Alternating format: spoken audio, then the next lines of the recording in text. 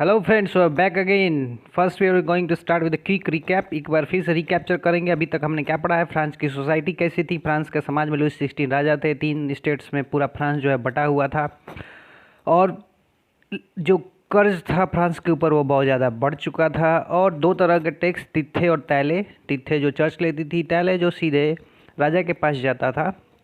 Tax लिए जाते थे लोगों से। लोग जो थे थर्ड स्टेट के वो अकेले टैक्स देते थे। फर्स्ट स्टेट में जितने भी प्रिस्ट आते थे, जितने भी प्रिस्ट होते थे, सेकंड स्टेट में जितने भी नॉबल्स थे वो आते थे और उन्हें टैक्स नहीं देना पड़ता था।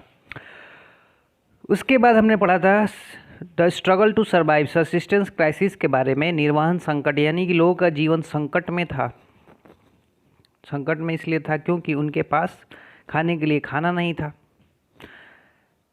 जीने के लिए घर नहीं थे, अनेकों तरह के संकट थे। उनके पगार में इजाफा नहीं हो रहा था क्योंकि महंगाई बढ़ती जा रही थी, फसल खराब होती जा रही थी, लेकिन जो मालिक थे वो पैसा बढ़ाने का नाम ही नहीं ले रहे थे। इस वजह से लोग जो है, people are facing the challenge of subsistence crisis at that particular period of time.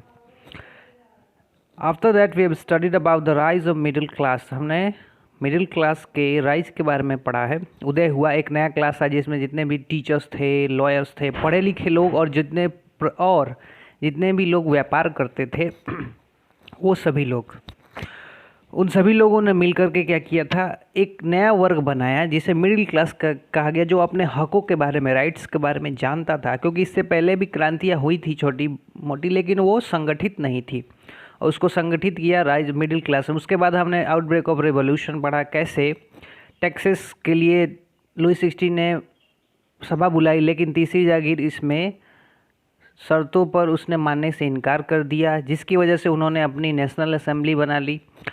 लेकिन जब national assembly was form, France was in turmoil. जब नेशनल असेंबली बनी थी उस समय फ्रांस पूरी तरह उपद्रव मचा हुआ था, टर्मोइल था, चारों तरफ बेचैनी की स्थिति थी। क्यों?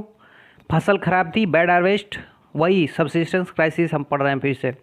ब्रेड के प्राइस हाई चुके थे, और औरतें जो है बहुत देर से, ठीक है, कहाँ खड़ी थी? दुकानों के बाहर खड़ी थी, ठीक है ना, पेरिस के शहर में। और उन्होंने क्या किया, स्टॉर्म्ड इनटू द शॉप, वो दुकानों में ज़बरदस्ती घुस गई।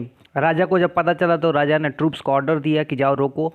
और लोग गुस्सा चुके थे क्योंकि खाने के लिए खाना नहीं, ऊपर से सेना भेजी जा रही है, ठीक है ना, कोई राजा कुछ कर नहीं रहा है, ऊपर से टैक्स ले रहा है।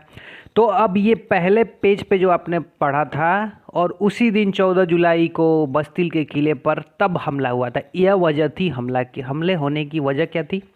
The reason for the attack on the fort Bastille is just confined to this situation. इस परिस्थिति में यही हुआ था जब नेशनल असेंबली बन गई थी, और उस समय जब नेशनल असेंबली एक तरफ बन रही थी, दूसरी तरफ लोग रोटी के लिए, या फसल खराब है और दुकानों के बाहर लाइन लग रही है और फिर भी खाना नहीं मिल रहा, और औरतें गुस्सा करके दुकानों में उन्होंने क्या किया, स्टॉर्म, एक ही साथ धावा बोल दिया। राजा ने अपनी टुकड़ी भेजी और लोग गुस्सा गए, और उन्होंने क्या किया, बस्तिल के किले पर तब हमला किया था 14 जुलाई 1789 को। अब आपको समझ में आ रहा होगा कि वो दृश्य जो था वो कहाँ से संबंध रखता था, क्यों लोगों ने हमला किया था। दूसरी तरफ जो कंट्री साइड थे, ये तो हम शहर के बारे में, पेरिस शहर के बारे में। अब उसी समय फ्रांस में जो गांव के क्षेत्र थे, rumours that lord of manors at had begun. Manors क्या होते थे? बड़े बड़े जो लोग हैं उनकी जो एरिया होती थी जहाँ पे वो रहते थे, उस जगह को मैनर्स कहा जाता था, ठीक है। मतलब जो एरिया जहाँ पर बड़े बड़े लोग रहते थे उन्हें क्या कहते थे, मैनर्स। और चैटक्स किसे कहते थे? किलों को। जो लोग जिस किले में रहते थे वो चैटक्स कहलाते थे, और जो पूरा एरिया होता था जहाँ बड़े रिच पीपल रहा करते थे उसे मैनर्स कहते थे। और जो डाकू होते थे, ठीक है ना, जंगली डाकू, उन्हें ब्रिगेंड्स कहा जाता था। तो ये अफवाह फैल गई थी गाँव के क्षेत्रों में कि जो मैनर्स में रहने वाले लॉर्ड है, यानी मालिक है, उन्होंने भाड़े पर हायर किया क्या, किसको? ब्रिगेंड्स को, डाकुओं को, जो फसल बर्बाद करने वाले। एक तो ऐसे ही बैड हार्वेस्ट हो रही है, ऊपर से ब्रिगेंड्स आने वाले हैं, डाकू।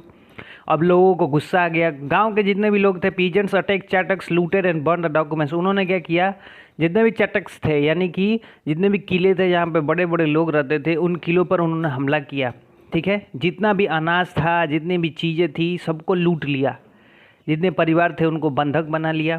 एंड बर्न द डॉक्यूमेंट्स, और जितने भी कागजात थे जिनमें, देखिए, जो टैक्स वो देते थे उसका लेखा जोखा कहीं होगा ना, अकाउंट्स बनता है ना, और डॉक्यूमेंट्स को उन्होंने पूरे जला दिए। तो ये गांव में हुआ था, फ्रांस के गांव के क्षेत्र में ऐसी घटनाएं हुई थी। ना फर्दर मोर, अब इसके आगे क्या हुआ, Louis 16 agreed for constitution monarchy. तो लुइस 16 को पता चला कि अब तो कुछ भी नियंत्रण में है नहीं, पूरी तरह से देहात हो या फिर शहर हो, हर जगह पे लोग खिलाफ हो गए। तो लुइस 16 मान, अभी तक लुइस जो फ्रांस था वो एक मोनार्की था, यानी कि वहाँ पर केवल राजा का शासन था। लेकिन अब लुइस 16 मान गए कि हम नेशनल असेंबली के प्रिंसिपल्स यानी कि नियमों को मानेंगे और हम एक संविधान बनाएंगे। एक ऐसा संविधान बनेगा जो राजा से सवाल पूछ सकता है। पहले राजा से कोई सवाल नहीं पूछ सकता था, लेकिन अब एक संविधान बनेगा और उसी नियम के अनुसार राजा भी कार्य करेगा और उसे अपने कार्यों के लिए जवाब देना होगा। 4 अगस्त 1789 को एंडेड फ्यूडल टैक्सेशन कंट्रोल। जितने भी सामंतवादी कर थे, जो कर दिए जाते थे, ठीक है, नोबल्स को, चर्च को, वो सारे बंद कर दिए गए। जितना भी नियंत्रण था, अधिकार था फर्स्ट और सेकंड स्टेट का, थर्ड स्टेट के गरीब लोगों पर, ठीक है ना, लोगों पर, उसको अंत कर दिया गया। तिथे एबोलिश, जो टैक्स आपको याद है जो चर्च लिया करता था, उसे भी बंद कर दिया गया। जितने भी ज़मीन, सबसे ज़्यादा ज़मीन किसके पास थी, चर्च के पास थी। कन्फिस्केटेड मतलब उसे जब्त कर लिया गया, सारी ज़मीन को जब्त कर लिया गया। और इस तरह से जो नए नेशनल असेंबली की जो सरकार बनी, उस सरकार ने, आपको पता है कितने ज़्यादा पैसे इकट्ठे किए, लगभग 2 बिलियन लीबर्स। 2 बिलियन लीबर्स उन्होंने क्या किया था, आप जानते हैं? 2 बिलियन लीबर्स उन्होंने पैसे इकट्ठा किए थे। कहाँ पर?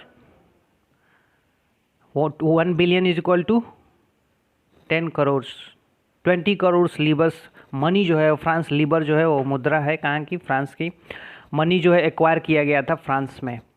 ठीक है, तो आपको समझ में अब आपको समझ में आया कि बस्तिल के किले पे जो हमला हुआ था, what was the reason behind that attack. The reason behind that attack was when the National Assembly was being formed in France. At the other side, the people were facing problems like bad harvest and rise in the price of bread, and also paying the taxes and lining up in the rows for acquiring food to the shops. And these were all the problems. Please revise all the topics and please comment below for any problem.